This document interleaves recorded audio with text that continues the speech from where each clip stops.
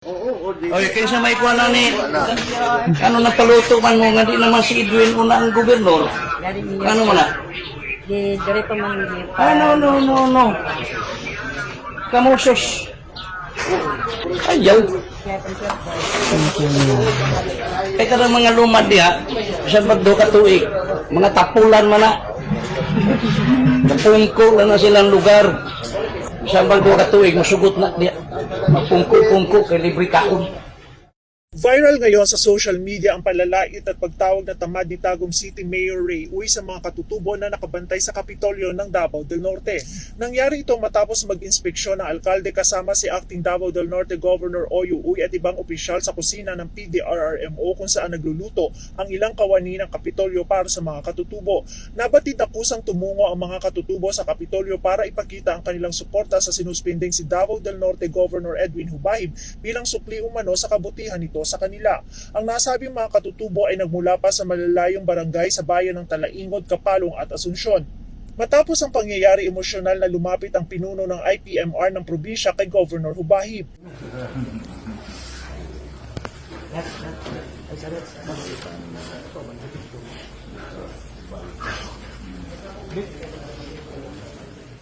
Dahil dito, inulan ng batikos mula sa netizens ang alkalde. Maging si dating NCIP Secretary Allen Capuyan ay nagkomento sa sinabi ng mayor. Sa Facebook post ni Capuyan, sinabi nito na marami sa mga opisyal ang tumatawag ng tamad sa mga IP. Masakit naman sa kalooban ni Governor Hubahib ang ginawang pagtawag ng alkalde sa mga IP ng tamad. Ay pagpanamas-tamas sa inyong lahi sa mga IP na kita ginato wala gid say gugma sa IPO. O wala na gani say gugma, ubus pagit kayo yung tanaw, nakaluto, nakaminos ang iyang tanaw. Kung ako nga minahal kay nako ni mga IPs, love kay nako ni mga IPs na ito mga teksunan din sa Davao del Norte o isa na sa lugar, taas kayo kung respeto sa iyo ha. Masakitan sa ko sa iyang gisulti. Sa panig naman ni Panabo City Mayor Jose Relampagos, hindi maganda ang ginawa ni Mayor Uy na pagtawag na tamad sa mga katutubo. Anya, tulong, edukasyon at hanap buhay at hindi pagmamaliit ang dapat ibigay sa mga katutubo. Sa ito ang City Mayor Tagum, pagiging din sa ito, maiksuan na luman. Ito din, hindi maayo kay tawar ang gapon.